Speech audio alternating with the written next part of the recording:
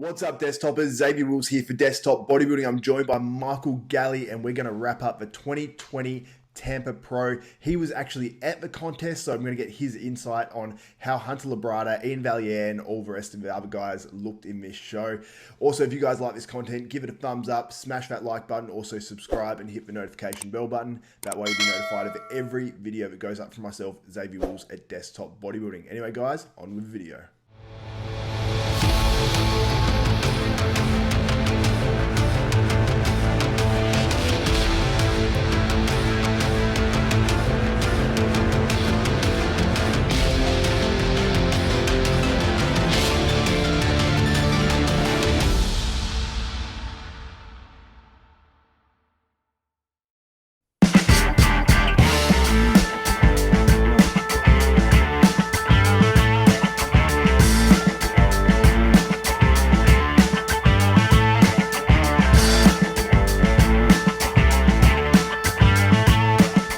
Welcome back to Desktop Bodybuilding. I'm Xavier Wills. I'm joined by Michael Galley, and we are here to wrap up the 2020 Tampa Pro, the resumption of the pro bodybuilding season. I sort of mucked that up, but I'm not starting it again. And Hunter Labrada wins, Mick, and he looked absolutely sensational. But there was some other good names in the lineup. But let's start with Hunter Labrada taking this out.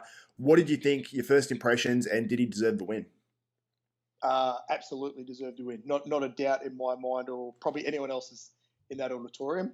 I was quite, for the finals, I got right down the front, probably 3 rows back, and for the pre-judging, about 5 rows back. So I had a pretty good view of it. I thought he was way more complete than everyone else up there. He brought good conditioning. His legs, hammies, glutes were dialed in. We talked about this before. The only thing I noticed, and I've checked through previous photos, and he has got it. He's got that pec tear, which showed up a lot more than what his pre-comp photos did. But maybe that's because of all the loss of water the last few days or whatever. That was the only thing I could pick on him, was just that slight tear. So apart from that, man, really professional, awesome. Yeah, he's so developed. One thing I had a question about as well is I think maybe some of the photos or the lighting was washing some of these guys out maybe a little bit, because he seemed to sort of, in some photos I saw on iPhones, he looked sort of quite detailed, but then other photos I saw, like the professional photos, he looked like washed out, and when he did his back shots, there wasn't much detail or anything in there. Was that more the photos, or was that how it was in person? No, definitely more the photos, yeah. I was the same. I'd take a photo, and I'd be looking at it, then I'd sort of look straight at the stage and look at Lee, or whoever I was taking the photo. I said, "Oh, sorry, Hunter," and I'm like, "Yeah, there was a big difference between picture and the on stage." Yeah, I thought so as well. Let's talk about second place finisher, Iain Valliere. Now, he came into that pre-judging. His colour looked way off. He looked flat to me. It definitely wasn't his best showing. And I was expecting really big things from Iain, working with Patrick Tour, who seems like a brilliant coach, and, nothing against Patrick Tour here. But Iain Valliere looks like he just missed the mark to me. Was it like that in person as well? Yeah, it was, yeah. And you nailed it too. His tan, I don't know what he's used there, but the tan was real bad. The fullness wasn't there either, and therefore the fullness wasn't there, the hardness wasn't there that he usually brings, because we know he does bring great condition, and he looked like he was in the lead up as well. And he just looked, when you had him next to Hunter in poses, he just looked, because Hunter's so structurally flawless, really. So when you do the front double bicep for Iain, that's not his strong pose. You really saw the differences straight away. Yeah, absolutely. In third place now, this guy was the shock of the show. Dwayne Walker looked absolutely sensational. We were talking about it before we actually did this, and he has that clean muscles, the awesome lines. He just has a great physique, and I was sort of blown away by him, and I thought maybe he could have even pushed for Iain Valliere for second. And many people online, Mick, were actually saying Dwayne Walker should have won. Now, I don't know if I'd go that far, and I wasn't there in person, so I can't really judge it like you can. But what did you think about him potentially beating Iain Valliere, and do you think he had any case for winning this show? I personally had him in second. I would have liked to have seen him get some more comparisons of the pre-judging. If he just had a couple more, because the last comparison of the pre-judging was Iain and Hunter. I would have loved to see Dwayne come out in that one as well. But like I said, I had him second. He's improved immensely from last year when he was a 212. And it's not rush muscle. It's actually quality muscle that looks good. It's all striated. It's very fresh. I think we're gonna see a big future for him as well. So we've got some good new guys coming up. Yeah. Do you know how old he is? I don't know. I was gonna try and find that out before we did this interview, but I couldn't get hold of it. But he doesn't look overly young. I'd be thinking around the 30 mark. Yeah. Which still gives him, if he wants to, another good 10 or so years in the sport. And he looks fresh. He just looks really, really fresh and posed awesome, like really good poser.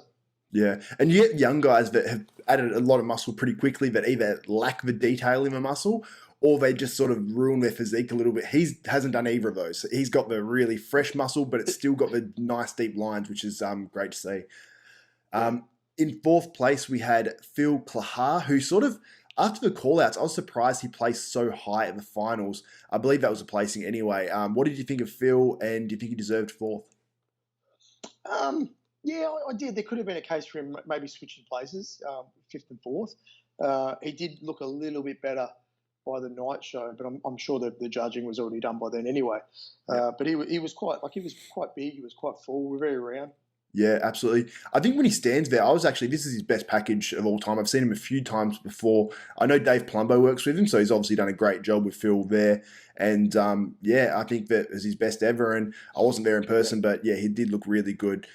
In fifth place, Ronald Gordon. Now, I predicted this guy in third in my preview show, which a lot of people wasn't even talking about him leading into this show, but I'd seen some photos where I was like really, really impressed. And like, he just has a small waist. He's got massive arms and just a really, I suppose, aesthetic type of physique. What did you think of Ronald Gordon? And do you think maybe he should have placed higher? And where do you see him going in the future? Yeah, he could have switched with fourth place. But yeah, I was impressed. That's the first time I've got to see him. So to see him up close on stage, he very impressive physique. So again, we've got another guy that could be around for a while as well, because we're going to have a lot of guys retiring soon. Yeah. He placed 11th last year in this same show, actually, so he's made some really good gains. Absolutely. I think where he needs to improve is just his back. His backing just needs more size, and he's such a tall guy that, it sort of stands out, I suppose, a little bit more. In sixth place, we had Dorian Haywood, who packs a ton of muscle. He looked like he was in great condition to me by the photos. What did you think of Dorian Haywood? Yeah, I like Dorian. He's just got that good, hard, freaky muscle look. He comes out, hits the muscle shots, poses to that hardcore music. I was watching his lead up to the show, and so I knew he was going to be on. And I thought, in my predictions, I had him in third. Obviously, I hadn't seen much of the other two. They got fourth and fifth. So, he was impressive. Just freaky muscle. Yeah, I had him in fourth in my predictions. So yeah, we weren't far off with our predictions there as well. And I wanted to mention Samson Dowder, who wasn't able to make it over to this show. He went to the airport, got turned back. Unfortunately, he had all the documents. I know he's being helped by several people to try to get here. I thought he was going to make it, and unfortunately got turned around. But where do you think he would have placed at this show? Because he finished second to Nathan D'Asher last year in the British Grand Prix, beat out guys like James Hollingshead and several others. Do you think he would have potentially got second here? He definitely would have been in about top four, I think. I think he would have been in the top four for sure. Absolutely. Yeah. I don't think he probably would have beaten Valliere on name alone. Yep. And then, Dwayne as well. That would have been a toss-up between him and Dwayne. Yeah. He was very impressive, man. Like, he was actually the one that impressed me the most because I didn't expect it. Yeah, exactly. But do you think Dwayne could have won? If he had have, I wouldn't have. Yeah, I wouldn't have been. It wouldn't have been a decision where I went, that's a terrible decision whatsoever. I would have went, okay, I can see that. Yeah. So kind of up in the air, but interesting. Yeah, cool. I mean, it was good there too with Hunter. We had there was a lot of people like Dennis James was there, Batista was there as well in the front row. Obviously, Lee was there to watch his son. So when Hunter was on stage posing, I was always looking over at Lee to see Lee's reaction. And then Sean Ray got the Ben Weeders Lifetime Achievement Award. I saw that. I was listening to Fuad Abiad's commentary of it, and he was like, "Why is Sean Ray getting an award?" It's so funny. Well, let's just say Sean grabbed that microphone and ran with it, which is good. I could see how proud Sean was actually to get that award. So that was pretty cool. Who else was there? Linda Murray was in the crowd. That was cool to see her as well. Erin Stern made a comeback. Yeah, I saw that. How did she do in the end? Because I just saw the winner of the figure. I know that wasn't her. No. She did bikini. Oh, she did bikini. Okay, that's why I couldn't see her in the figure lineup. How did she do in bikini? See, I'm no good judge of bikini whatsoever. I don't know. But when they walked out, she was in the top 10. They named the top 6. So she was out of the top 6. But for me, and I'm no judge, obviously, but for me, I would have had her in the top 2 or 3. The winner, I can't remember her name. She got Jennifer Dory last year. Yeah. She looked really good, but it was like a softer look to her physique. So that's obviously what they've gone for. Yeah.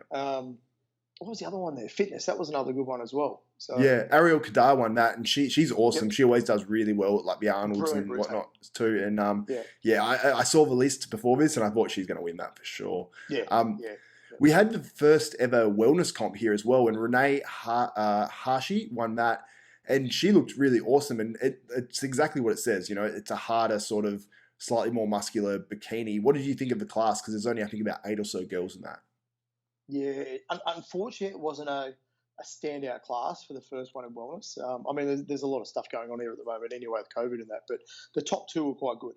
They were the look that obviously wellness has been promoting ever since it was announced, and both of them fit the criteria. So you could have actually switched first and second. There would have been no issue whatsoever. It was that close. Yeah. So, hey, just on that too, let me, when Tim started the show for the finals, and he was Tim Gardner who runs it, apparently the show was almost cancelled on the Wednesday and then almost cancelled again this morning.